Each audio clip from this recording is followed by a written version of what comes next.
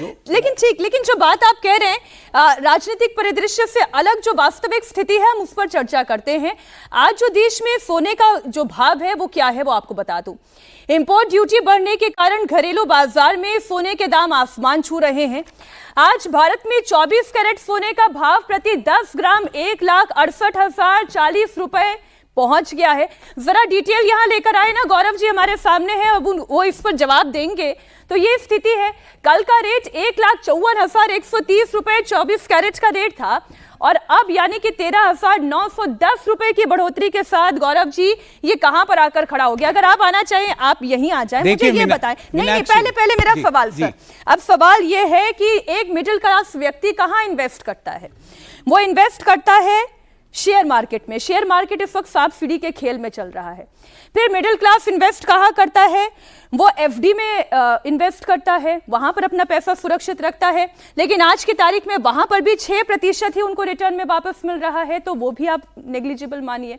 अब तीसरा जो गोल्ड था, गोल्ड बॉन्ड, उसमें वो इन्वेस्ट करता था, आपने गोल्ड बॉन्ड भी वापस ले लिया और सोने का दाम अगर इतना आसमान छुएगा सर 1,50,000 55,000 के पार, तो फिर व्यक्ति क्या करेगा? देखिए, इन्वेस्टमेंट का एक रूल मीनाक्षी जी, ये फंडामेंटल रूल है कि buy at a lower price and sell at a higher price. तो अब आप ये बताइए, जब आप खुद ने आपने ये डाटा बताया कि आज में इतना 13,910 14,000 रुपए मान लीजिए प्रति 10 ग्राम बढ़ गया, तो is it a good time to invest in gold? I am just asking. Investment का तो पहला रूल ही है कि सस्ते जब भाव कम हो, जब भाव नीचे गिर रहे हो जब खरीदा जाए, और जब भाव बढ़ रहे हो तो उसका लाभ, उसका एप्रिसिएशन लिया जाए, पहली बात। दूसरी बात मीनाक्षी जी, प्रधानमंत्री जी ने ना और किसी और व्यक्ति ने ये नहीं कहा है कि गोल्ड आप नहीं खरीदो। प्रधानमंत्री जी ने कहा है 1 साल तक इस डिसीजन को पोस्टपोन कर सको तो करो। तो this is a wise investment advice also. प्रधानमंत्री जी तो एक सही इन्वेस्टमेंट एडवाइस भी दे रहे हैं। तीसरी बात, आपने कहा कि म्यूचुअल फंड, आप ये बताइए कि ये जो भाव है गोल्ड का, मार्च में भी तो ये इसी के भाव के आसपास 1,60 भी हुआ था, फरवरी में 1,60,000 भी हुआ था।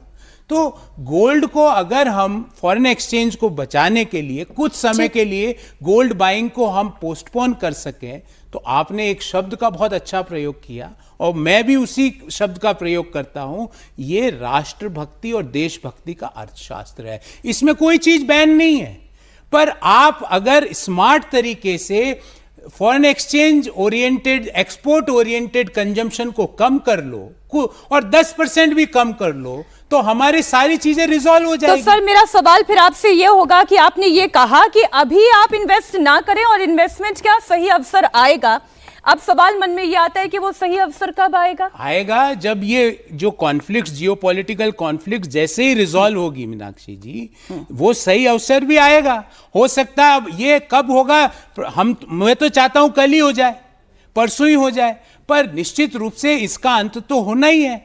अगर हमने बड़ी से बड़ी चुनौती को मीनाक्षी जी हराया, जब दुनिया का एकमात्र बड़ा देश है जिसने कोरोना की वैक्सीनेशन को सबसे पहले खत्म किया, we are the first country in the world in the large economy जिसने वैक्सीनेशन, हमारे ऊपर लोगों ने मजाक बनाया, अरे सब्जी वाला थोड़ी यूपीआई पेमेंट एक्सेप्ट करेगा। हमने यूपीआई को रोल आउट करके दिखाया, जीएसटी को रोल आउट करके दिखाया, और इन छोटी छोटी अपीलों का क्या असर होता है मीनाक्षी जी? जब प्रधानमंत्री जी ने देश को कहा कि भाई जिसको जरूरत नहीं है वो एलपीजी सब्सिडी छोड़ें, तो करोड़ों लोगों ने छोड़ी, और जिनको जरूरत है उनको, उनके लिए उसका उपभोग किया जाए। मैं आपको पूरी जिम्मेवारी से कहता हूं 10% हम सोना और कच्चा तेल, जो लगभग 18-19 लाख करोड़ का टोटल बिल है सालाना, उसमें 10% की कटौती करेंगे, 1,90,000 करोड़ का फॉरेक्स बचा देंगे, हमारा करंट अकाउंट डेफिसिट कंट्रोल में आ जाएगा, महंगाई नहीं बढ़ेगी, इन्फ्लेशन,